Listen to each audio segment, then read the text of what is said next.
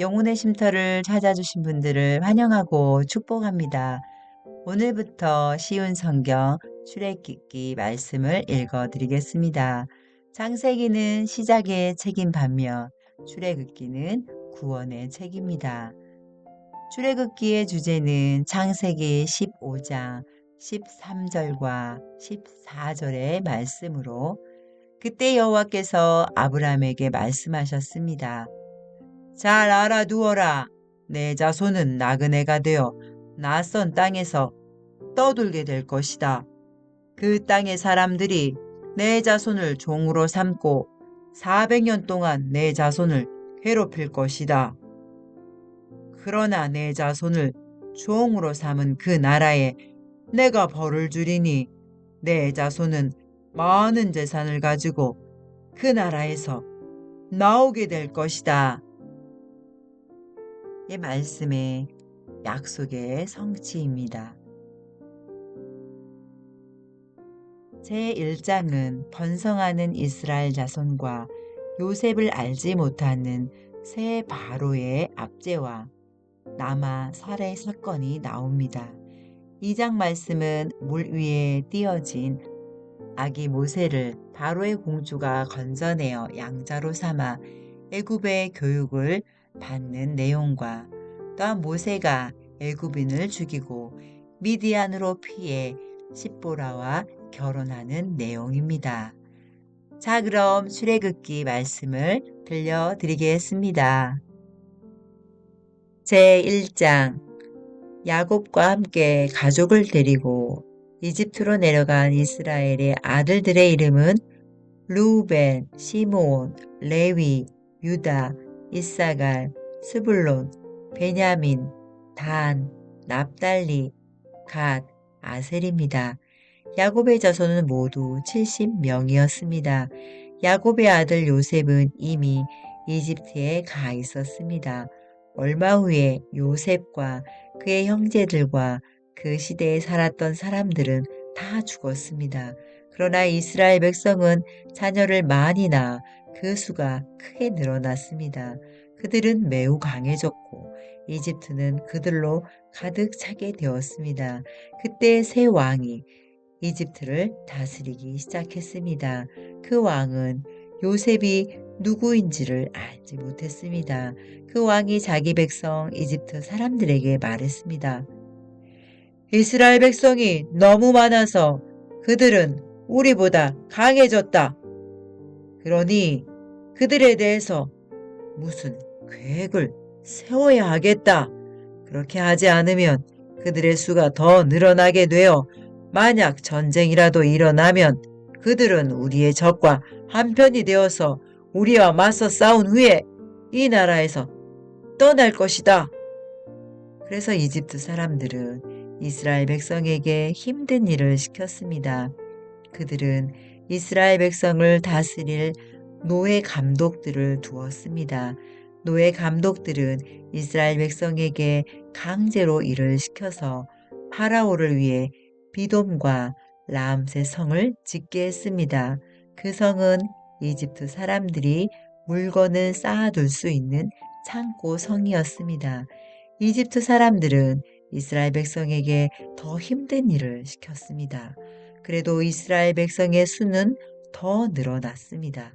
그러자 이집트 사람들은 이스라엘 백성을 더욱 두려워하여 이스라엘 백성에게 더욱더 고된 일을 시키고 그들을 괴롭혔습니다.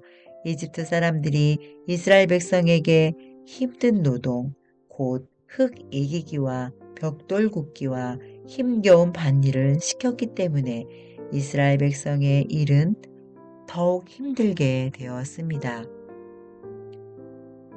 십부아와 부아라 하는 히브리 산파들이 있었습니다. 이 산파들은 히브리 여자들이 아기 낳는 것을 도와주는 일을 했습니다. 이집트 왕이 이 산파들에게 말했습니다. 히브리 여자들이 아기 낳는 것을 도와주다가 분만대 위에서 잘 살펴보고 만약 아기가 딸이면 그 아기를 살려주고 아들이면 죽여버려라. 하지만 그 산파들은 하나님을 두려워하는 사람들이었습니다. 그래서 그 산파들은 왕이 명령한 대로 하지 않았습니다. 그들은 남자 아이들도 다 살려주었습니다. 그러자 이집트 왕이 산파들을 불러서 말했습니다. 왜 이렇게 하였느냐? 어찌하여 남자 아이들을 살려두었느냐? 산파들이 파라오에게 말했습니다. 히브리 여자들은 이집트 여자들보다도 훨씬 튼튼합니다. 그래서 히브리 여자들은 우리가 도착하기도 전에 아기를 낳아버립니다. 하나님께서는 산파들에게 은혜를 베풀어 주셨습니다. 이스라엘 백성은 계속해서 수가 늘어났습니다. 그리고 그들은 더 강해졌습니다. 하나님께서는 산파들이 하나님을 두려워하였으므로 그들에게도 자손을 많이 주셨습니다. 파라오가 모든 백성에게 명령을 내렸습니다. 히브리 사람들에게 남자아이가 태어나면 그 아이는 나일강에 던져버려라. 하지만 여자아이는 살려두어도 좋다. 제2장 레위 집안의 한 사람이 레위 집안의 어떤 여자를 아내로 맞아들였습니다. 그 여자가 임신하여 아들을 낳았습니다. 여자는 그 아기가 너무 잘생겨서 3달 동안 숨겨두었습니다. 하지만 3달이 지나자 더 이상 아기를 숨길 수 없었습니다. 그래서 여자는 파피루스 상자를 가져다가 역청과 나무 진을 칠해서 물에 뜰 수 있게 만들었습니다. 그런 다음에 아기를 그 상자 안에 넣고 상자를 나일 강가의 큰 풀들 사이에 두었습니다. 아기의 누이가 얼마쯤 떨어진 곳에서 그 아기에게 무슨 일이 생길까봐 지켜보고 있었습니다. 그때 파라오의 딸이 목욕을 하려고 강으로 나왔습니다. 공주의 몸종들은 강가를 거닐고 있었습니다. 공주가 큰 풀들 사이에 있는 그 상자를 보고는 몸종을 시켜 그 상자를 가져오게 했습니다. 공주가 상자를 열어보니 거기에는 남자아이가 울고 있었습니다. 공주는 우는 아이를 보자 불쌍한 생각이 들었습니다. 그래서 공주가 말했습니다. 이 아이는 틀림없이 히브리 사람의 아기일 거야. 그때 아기의 누이가 나가서 공주에게 물었습니다. 제가 가서 이 아기에게 젖을 먹일 히브리 여자를 구해올까요? 공주가 말했습니다. 그래, 그렇게 하여라. 그래서 아이의 누이는 가서 아이의 어머니를 데리고 왔습니다. 공주가 그 여자에게 말했습니다. 이 아기를 데려가서 나를 위해 젖을 먹여주면 내가 그 삭슬 주겠다. 그래서 여자는 그 아이를 데려가서 젖을 먹였습니다. 아이가 자라나자 여자는 아이를 공주에게 데리고 갔습니다. 공주는 아이를 자기 아들로 삼았습니다. 공주는 그 아이를 물에서 건져내었다 해서 그 아이의 이름을 모세라고 지었습니다. 세월이 흘러 모세는 자라 어른이 되었습니다. 어느 날 모세는 자기 백성인 히브리 사람들을 찾아갔습니다. 모세는 그들이 힘들게 일하는 모습을 보았습니다. 또 어떤 이집트 사람이 자기와 같은 백성인 히브리 사람을 모질게 때리는 것을 보았습니다. 모세는 주변을 살펴서 아무도 없음을 보고 그 이집트 사람을 죽인 뒤에 그 시체를 모래에 파묻었습니다. 이튿날 모세가 다시 나가니 히브리 사람 둘이 서로 다투고 있는 모습이 보였습니다. 모세는 그 중에서 잘못한 사람에게 말했습니다. 왜 당신과 한 핏줄인 사람을 때리는 거요? 그 사람이 대답했습니다. 누가 당신을 우리의 지도자와 재판관으로 세웠소? 그래, 이집트 사람을 죽이듯이 나도 죽일 생각이요? 그 말을 듣고 모세는 두려워졌습니다.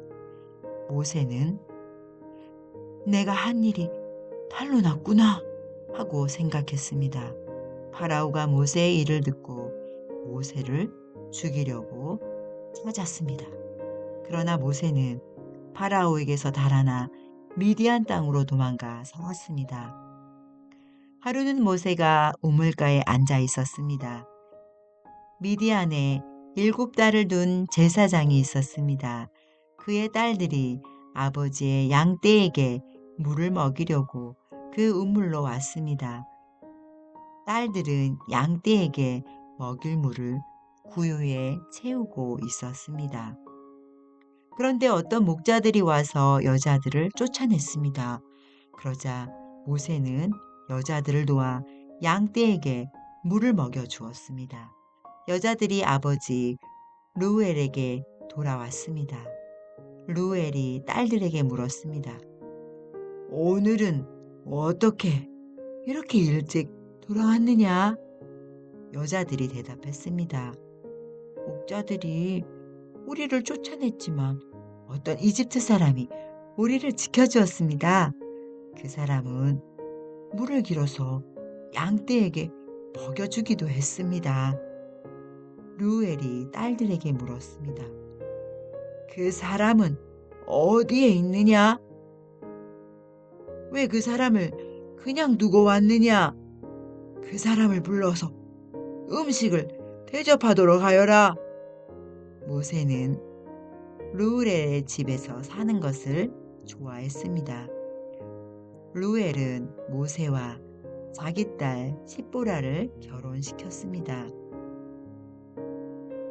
십보라는 아들을 낳았습니다. 모세는 자기 땅이 아닌 곳에서 나그네로 살고 있었기 때문에 그 아들의 이름을 게르솜이라고 지었습니다. 세월이 흘러서 이집트 왕이 죽었습니다. 이스라엘 백성은 강요에 의해 너무나 힘겹게 일했기 때문에 신음했습니다. 그들이 도와달라고 부르짖었더니 하나님께서 그들의 소리를 들으셨습니다. 하나님께서는 그들의 소리를 들으시고 아브라함과 이삭과 야곱에게 하신 약속을 기억하셨습니다. 하나님께서는 이스라엘 백성의 고통을 보시고 그들에게 관심을 가지셨습니다.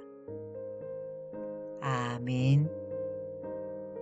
아버지 하나님, 이스라엘 백성들이 고된 노역 가운데 신음할 때에 돌봐주시고 그들의 소리를 들으시고 약속을 기억하셔서 고통 가운데 구원을 베풀어 주시는 하나님, 감사 찬양 드립니다. 주님, 우리나라의 어려운 상황에 관심을 가지시고 하나님의 섭리대로 이끌어 주실 것을 믿습니다. 우리의 작은 신음에도 귀 기울여 주시며 고통 가운데 구원을 베풀어 주시는 길이요 진리요 생명 되신 예수님의 이름으로 기도드립니다. 아멘.